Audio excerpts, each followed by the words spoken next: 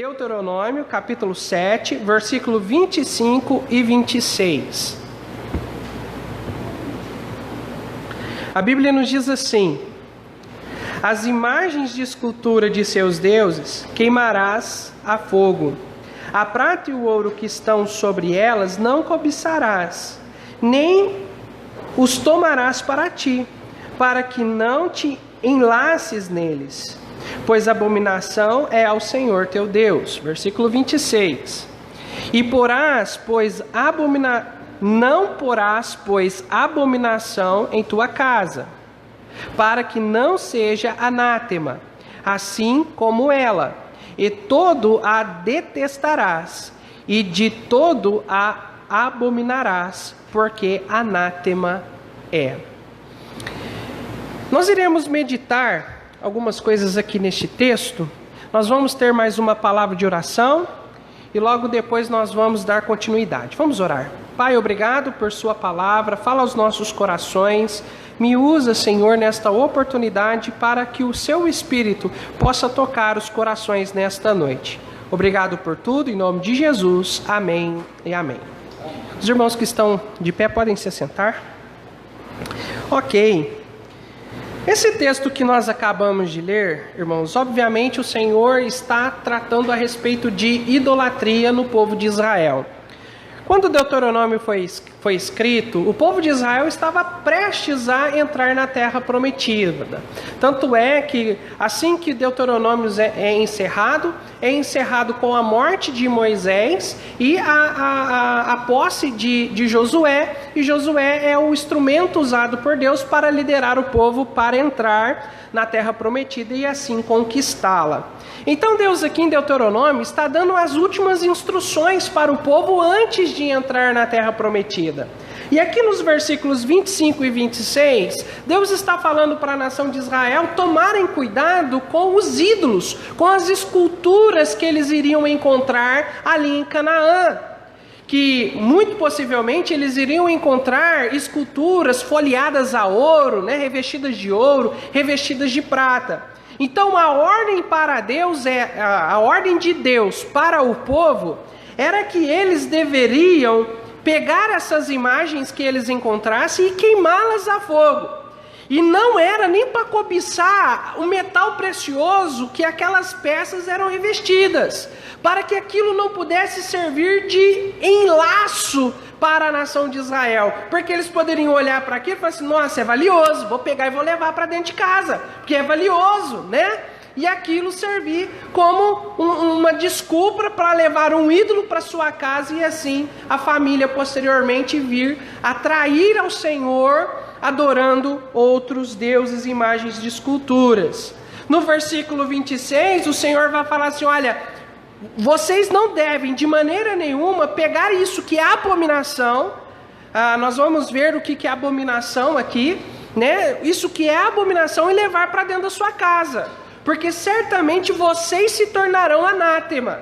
A palavra anátema é uma palavra usada que significa algo que é separado para destruição.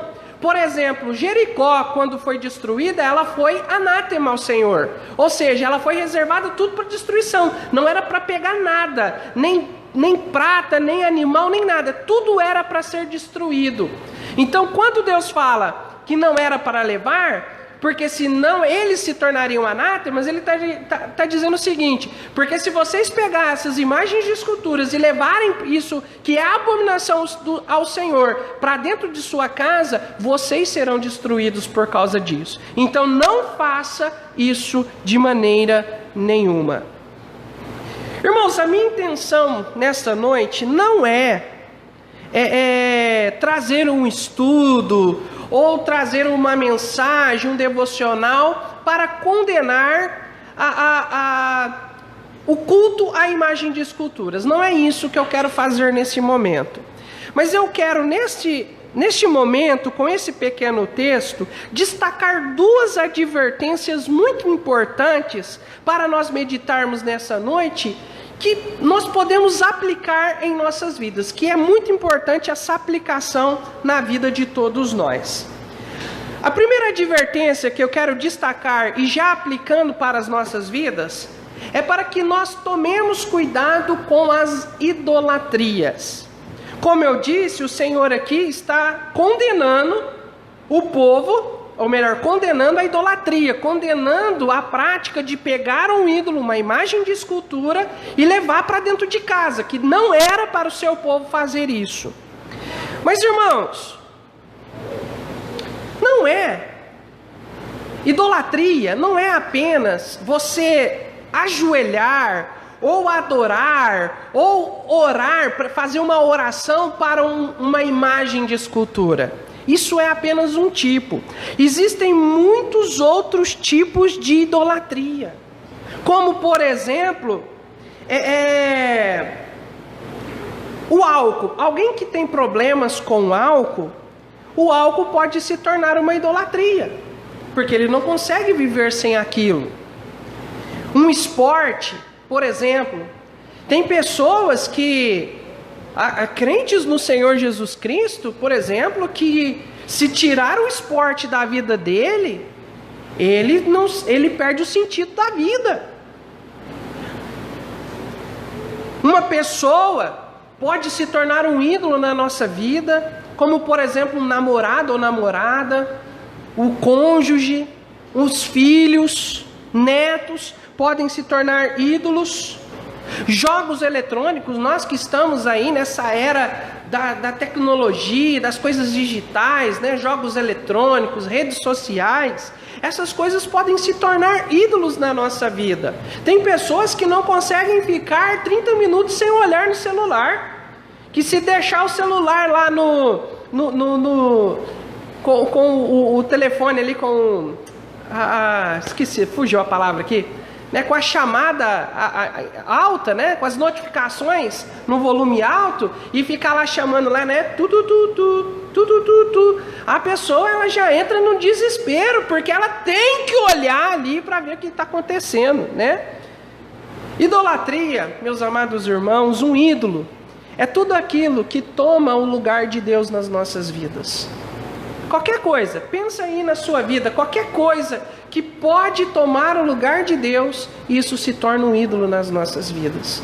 E nós precisamos tomar cuidado e não permitir que ídolos entrem em nossas vidas. Nós que somos servos no Senhor Jesus Cristo, não é segredo para nós. Todos nós sabemos que nós devemos adorar somente ao Senhor dos Senhores, o Criador, o único Deus vivo e verdadeiro. Mas muitas vezes, nós, infelizmente, podemos deixar ídolos entrar dentro das nossas vidas. E isso nós precisamos tomar muito cuidado para que isso não aconteça. E muitas vezes são coisas sutis, coisas que necessariamente não são pecado, mas acabam, nós nos envolvemos a tal ponto com essas coisas, que infelizmente essas coisas acabam tomando o lugar de Deus na nossa vida. Mas vamos ver o que a Bíblia diz a respeito disso. 2 Timóteo, capítulo 2, versículo 4. Abra sua Bíblia lá, comigo. 2 Timóteo, capítulo 2, versículo 4. A Bíblia diz assim: ninguém que milita se embaraça com negócios desta vida, a fim de agradar aquele que o alistou para a guerra. Aqui Paulo está usando alguns termos de guerra, de termos militares, para dizer, olha, nós que somos salvos em Cristo Jesus, nós somos soldados. Nos versículos anteriores você pode ver, por exemplo, no versículo 3, ele dizendo, tu, pois, sofres aflições como um bom soldado de Jesus Cristo. E ele aqui está orientando o pastor Timóteo a não se embaraçar com os negócios dessa vida. Negócio é tudo aquilo que nós fazemos, seja trabalho, seja estudos, tudo que você pode fazer, isso é negócio, que você pode se envolver.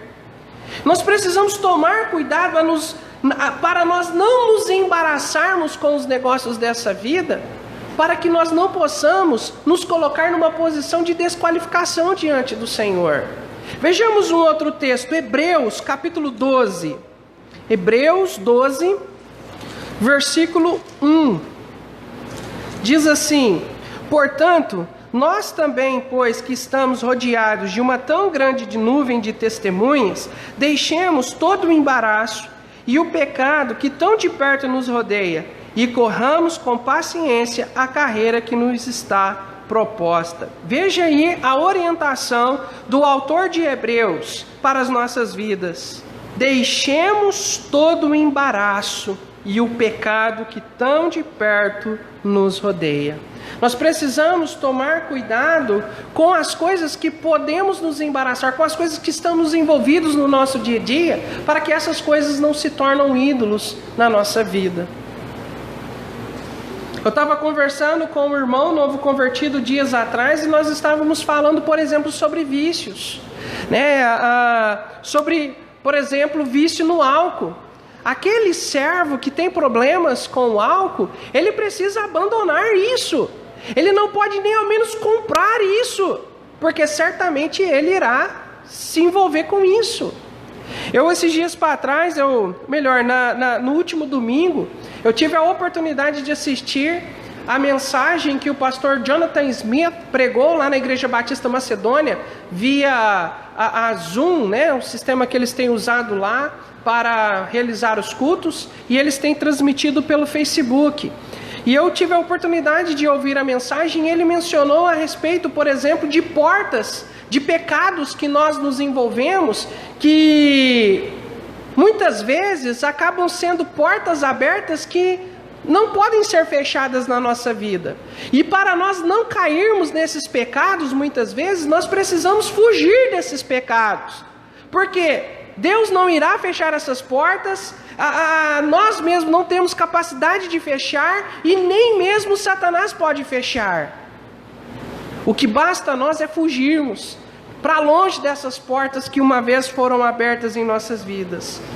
Fugir do pecado, fugir do embaraço. O que eu quero dizer nesta noite: nós, como servos do Senhor Jesus Cristo, nós não podemos deixar nada tomar o lugar de Deus. Nós precisamos dizer: Deus está em primeiro lugar em nossas vidas, Deus é prioridade, mas não somente dizer, mas nós também precisamos mostrar isso na prática, mostrar que Deus é prioridade em nossa vida. A outra coisa que eu quero trazer para nós meditarmos, a outra advertência é: não leve abominação para a sua casa. Nós vimos que a abominação que o texto se refere é a imagem de esculturas. Irmãos, mas nós, como crentes no Senhor Jesus, nós também não podemos permitir que aquilo que é abominação para Deus entre na nossa casa, na nossa família, no nosso lar. Como nós estávamos usando, por exemplo, o exemplo da bebida, aquele crente que se converteu e no passado era um alcoólatra, ele precisa abandonar isso, fugir disso, e não colocar isso dentro da sua casa, nem que se for por um ente querido, porque certamente isso causará destruição para a sua vida e para a vida dos seus, e tantas outras coisas. Nós, como crentes no Senhor Jesus Cristo, precisamos analisar aquilo que agrada ao Senhor e aquilo que desagrada ao Senhor mediante a palavra de Deus, e abandonar tudo e qualquer coisa que desagrada ao Senhor, e não permitir com que essas coisas entrem dentro do nosso lar. Nós não podemos permitir que aquilo que o Senhor abomina entre no nosso lar, pois certamente isso irá destruir o nosso lar. Mas mais do que deixar entrar na nossa casa, nós não podemos deixar aquilo que o Senhor abomina entrar dentro dos nossos corações. Nós estamos vivendo dias onde nós estamos alimentando o nosso coração com muitas coisas. Nós, nessa época de tecnologia, com o smartphone, nós temos acesso a muito conteúdo. Mas, amados, nós precisamos ser cautelosos com aquilo que nós temos nos alimentado. Nesses dias de pandemia, que nós estamos de quarentena, muitos não estão trabalhando, estão dentro de casa 24 horas. Precisamos alimentar o nosso coração com bom conteúdo, como você está fazendo nesse momento, assistindo esse culto, e não somente assistindo, como participando aí na sua casa, oferecendo ao Senhor o melhor da sua adoração e o melhor da sua atenção, e permitindo com que o Senhor fale com você nessa oportunidade. Mas não somente no horário dos cultos, mas 24 horas de nossa vida. Tomar cuidado com o que nós assistimos, porque tudo que os nossos olhos veem, o nosso coração sente. Tudo que os seus olhos veem, o seu coração vai sentir.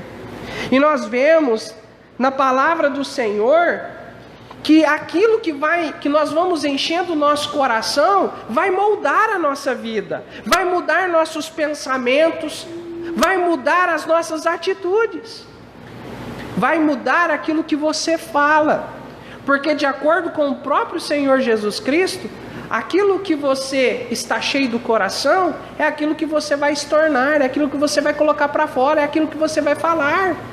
Veja comigo isso em Lucas capítulo 6, versículo 45. Lucas, capítulo 6, versículo 45. Diz assim: o homem bom, do bom tesouro do seu coração, tira o bem. E o homem mau, do mau tesouro do seu coração, tira o mal. Porque da abundância do seu coração, fala a boca.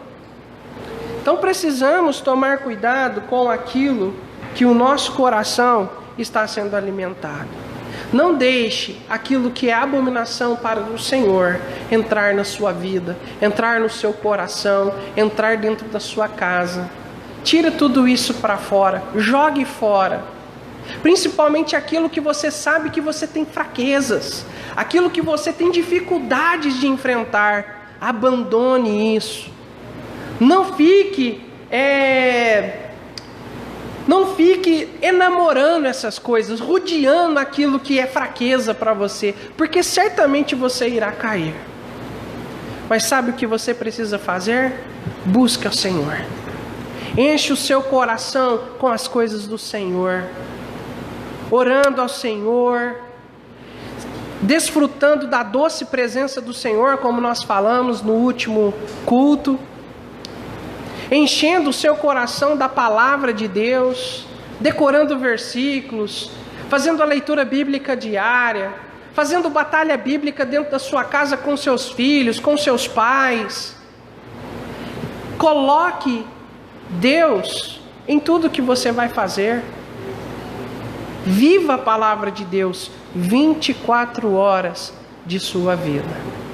Seja exigente com aquilo que você consome.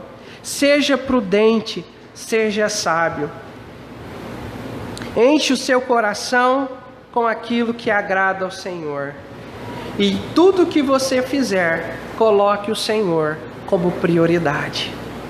E eu tenho certeza que você vai desfrutar de grandes bênçãos de Deus em sua vida. Não somente você, mas como toda a sua família.